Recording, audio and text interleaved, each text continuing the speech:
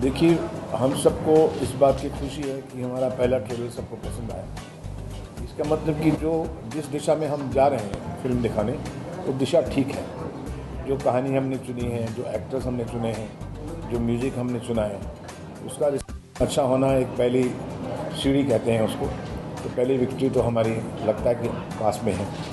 अब ये ज़रूरी है कि फ़िल्म जब 2 घंटे की 2.5 घंटे की देखेंगे तो फिल्म कैसी लगती है, उस लोगों का उसका इंतज़ार हम सबको है। देखिए, मैं ये समझता हूँ कि एक फ़िल्म की एक अच्छी एल्बम के लिए वैरायटी ऑफ सॉन्ग्स होना ज़रूरी होता है। तो आप मेरी सभी फिल्में देख लीजिए, अगर चोली के पीछे गाना है तो ओ माँ तुझे सलाम भी गाना है उसमें किसी तो, क्योंकि जब किसी भी कैरेक्टर के थ्रू, स्टोरी के थ्रू जब उसकी यात्रा होती है तो अलग अलग इमोशन से वो लड़की गुजरती है। तो गाने भी अलग अलग तरीके के होंगे। तो हर गाने जो गाना है हमारा, वो हर सिचुएशंस को एक्सप्रेस करता है। और मोस्टली मेरी फिल्मों में जो गाने हैं वो कहानी का पार्ट होते हैं। पिक्चर देखने के बाद आपको गाने की महत्ता ज़्यादा महसूस होगी। अभी तो सुन रहे हैं इसलिए आपको अच्छा लग रहा है और मुझे खुशी है कि रिसेप्शन अच्छा हुआ है, लेकिन फिल्म देखने के बाद आपको और अच्छे लगेंगे क्योंकि वो कहानी से जुड़े होते हैं। मुझे एक ऐसे नाम की ज़रूरत थी कि जो पहाड़ी इलाके से बिलोंग करे और म्यूज़िकली भी ठीक हो और एक उसके अंदर इंटरनल स्ट्रेंथ हो।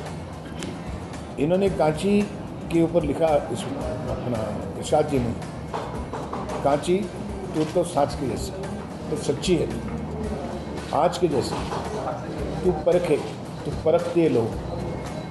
तो कांची जो है वो फ्रेजाइल भी होती है, लेकिन जब जिस पे पड़ती है वो जख्मी भी कर देती है। तो इसे फ्रेजाइल ब्यूटी कहना होती है।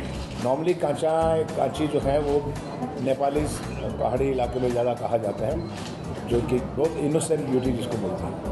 तो मुझे कांची बहुत अच्छा लगा, जैसे मुझे ताल अच्छा लगा। मेरे काम का एक्सपीरियंस ये शुरू तो हुआ एज अ ड्रीम। पहले तो मुझे विश्वास ही नहीं आया कि मुझे इनके साथ काम करने का मौका मिला है। उसके बाद the entire journey was like a roller coaster. काफ़ी उतार चढ़ाव रहे हैं और अभी इट्स लाइक अ हैंगओवर। अभी भी विश्वास नहीं हो रहा है कि हम लोग ख़त्म कर चुके हैं।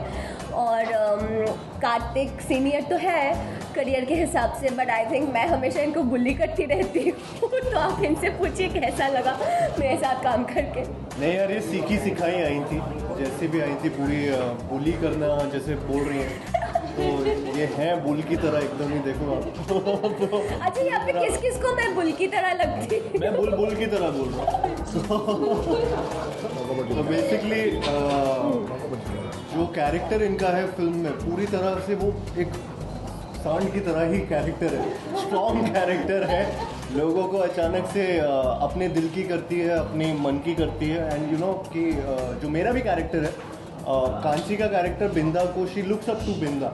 तो जो हम दोनों का रेपो है फिल्म के अंदर और फिल्म के बाहर भी, वो ऑलमोस्ट वैसा ही चलता रहता है, नोक जोक जैसा। आई मीन इसमें ऐसा कुछ सिखाने की ज़रूरत नहीं पड़ी। जस्ट दैट कि फिल्म में ट्रेनिंग के सीक्वेंसेस है जिसमें मुझे इनको सिखाना पड़ता था, तो वो चीज़ें करते थे।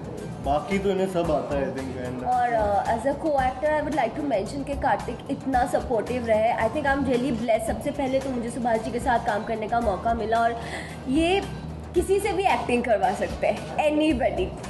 तो एक वो है, एक इनका लिखा हुआ जो कैरेक्टर है वो भी बहुत खूबसूरत है। जो कैरेक्टर है उसमें काफ़ी शेड्स है, काफ़ी मौका मिलता है आपको अपने आप को एक्सप्रेस करने के लिए। और फिर मुझे जब कार्तिक का साथ मिला as a co-actor, I think वो मेरे लिए बहुत ही एक उम्दा एक्सपीरियंस था, क्योंकि कार्तिक ने बहुत सपोर्ट किया थ्रू आउट। सिर्फ कार्तिक नहीं, सारे जो हमारे एक्टर्स हैं, हमारी पूरी टीम, सभी बहुत सपोर्टिव रहे हैं। तो इसलिए शायद फिल्म आप लोगों को अच्छा लगे जब आप देखें। तो देखिए, मैंने पढ़ा सलमान जी ने जो ट्विटर पे बोले थे, तो सबसे पहले तो मैं उनको बहुत बड़ा थैंक्स कहना चाहूँगी, क्योंकि उन्होंने हमारा ट्रेलर देखा, इतने बिजी स्केड्यूल के बीच उन्होंने ट्वीट किया हमारे बारे में। आई थिंक ये हमारे लिए सबसे बड़ा कॉम्प्लीमेंट तो यही है।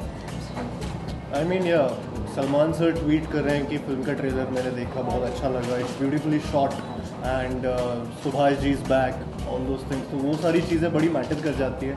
और उसके अलावा हम लोग को एक्चुअली 2 दिन पहले 3 दिन पहले मिथुन दा मिले थे, जो कि इस फिल्म का पार्ट भी हैं, और वो बहुत ज़्यादा खुश थे फिल्म के ट्रेलर से और उसकी फ्रेशनेस से।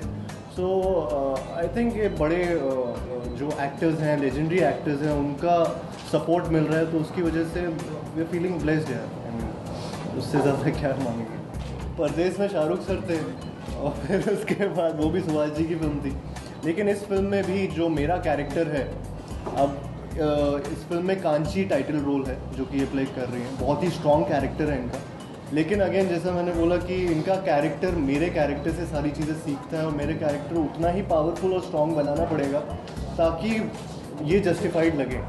तो आई मीन मेरा जितना भी रोल है, अगर वो शॉर्ट नोटिस पे भी आएगा तो वो बहुत पावरफुल रोल दिखेगा आपको। तो I mean I am just satisfied. उसी मेरा 5 सेकंड का आना मुझे ऐसा लगता है कि कुछ कंपल्सरी बन गया है, जैसे कि इंटरवल लिखा होना ही चाहिए जी। वैसे मेरा भी कुछ ऐसी आज फ्लर्टेशन हो गई है। It is a flirtation between me and audience, but I am yet to know कि मैं कहाँ पर आऊँ, क्योंकि मैं पूरी फिल्म बनाने के बाद सोचता हूँ कि मेरे पास जगह है, कई बार जगह नहीं होती। जैसे कृष्णा में और युवराज में मैं नहीं था, इसलिए वो शायद चली भी नहीं। इसलिए बहुत कंपल्सरी है कि मैं कहीं ना कहीं आऊँ इसमें। अब ये तो गैस मैं आपके को छोड़ता हूँ कि मैं कहाँ हूँ, आप गैस कीजिए और फिल्म देखिए। सुभाष जी का फिल्मों का इतिहास और इनके म्यूज़िक की पसंद का इतिहास अपने तरीके का है, और इनके साथ काम करने के बाद मुझे एहसास हुआ कि ऑर्गेनिक तरीके से गाने कैसे तैयार होते हैं, कैसे एक डायरेक्टर म्यूज़िक सेटिंग में बैठता है लगातार 15-15 दिन, 20-20 दिन, महीना 6-6 घंटे रोज़, 8-8 घंटे रोज़, और किस तरह से कोई बोल लिखा जाता है, किस तरह से कंपोजिशन बनती है, और किस तरह से वहीं की वहीं एज ए डायरेक्टर और स्टोरी राइटर आपको यस और नो मिल जाता है जो आपने लिखा होता है।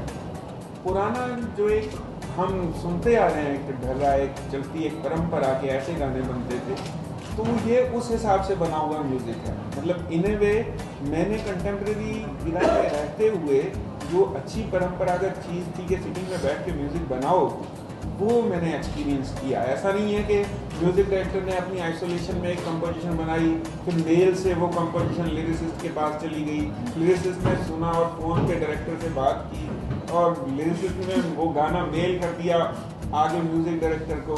ये तो मेल वाला नहीं है, मेल मिलाप वाला।